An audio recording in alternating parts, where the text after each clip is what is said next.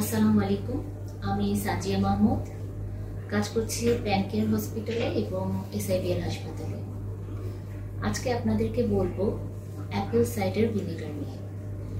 Apple cider ভিনেগারটা অ্যাপেলের রস থেকেই ভিনেগারটা তৈরি করা হয়। এটি অনেকটা টনিকের মতোই কাজ করে দেখে অনেকেই ব্যবহার করেন, কিন্তু জেনে ব্যবহার করাটা ভালো। এটি শুধু যে হেলথ বেনিফিট হয় তা নয়, কিছু বিউটিফিকেশনেও কাজে লাগে। তবে আজকে আপনাদের সাথে আমি হেলথ বেনিফিট নিয়ে কথা বলবো এবং কতটুকু কিভাবে ব্যবহার করবেন তা জানাবো। প্রথমেই আসছি, খুব বেশি কার্যকরী করে হচ্ছে আপনার হাইপার টেনশনে। হাইপার টেনশন যাদের আছে, গবেষণায় দেখা গেছে যদি তারা টানা 12 সপ্তাহ ব্যবহার করে তবে সেটা বেশ কিছুটা পরিমাণ কমে আসে, তাদের প্রেশারের যে উচ্চ মাত্রাটা থাকে সেটা নেমে আসে। এরপর আসছি ডায়াবেটিসের ক্ষেত্রে।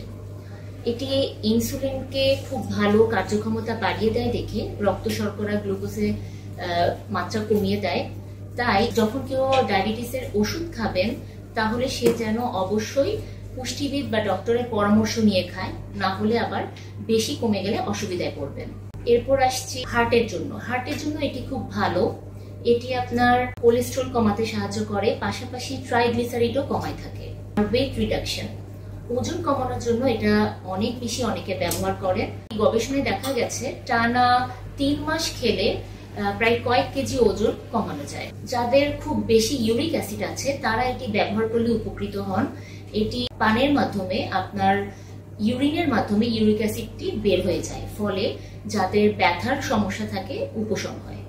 কিডনি স্টোন, কিডনি স্টোন হতে বাধা প্রদান করে এবং কিডনি স্টোনের যাতে প্রক্রিয়াটা পুনরায় বারবার না হয় তাই খুব ভালো কাজ করে। কিন্তু কিডনি রোগীরা এটি চিকিৎসক বা পুষ্টিবিদের পরামর্শ ছাড়া গ্রহণ না করাই ভালো, কারণ এটি পটাশিয়াম লেভেলটাকে কমিয়ে দেয় বলে এটা পরামর্শ ছাড়া খাওয়া যাবে না। এরপর আসছি প্রিজারভেটিভ নিয়ে। এটি ছত্রাক ও ব্যাকটেরিয়া দমনে খুব ভালো কাজ করে, তাই প্রিজারভেটিভ হিসেবে এটি কাজ করে ভালো। এছাড়া হজমে সহায়তা এবং ক্যান্সার প্রতিরোধে এটি ভালো কাজ করে। আশা করছি আপনারা এগুলা জেনে খাবেন, কিন্তু এটি খাওয়ার নিয়মটা জেনে নিন। 1 গ্লাস পানি অর্থাৎ আপনার 200 ml অথবা 250 ml পানির মধ্যে 1 থেকে 2 টেবিল চামচ ব্যবহার করে খেতে পারবেন। পানির তাপমাত্রা স্বাভাবিক হতে পারে কিংবা কুসুম গরম হতে পারে। তবে এটি খালি পেটে খেলে ওজন নিয়ন্ত্রণ এবং আরো কিছু কাজে লাগতে পারে। অবশ্যই অ্যাসিডিটির সমস্যা থাকলে খাওয়া যাবে না।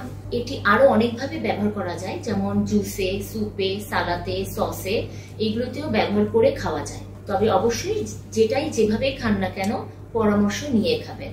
অতিরিক্ত খেলে আবার গ্যাসে কিংবা অন্যান্য সমস্যা হতে পারে। ভালো থাকবেন, সুস্থ থাকবেন। আসসালামু আলাইকুম।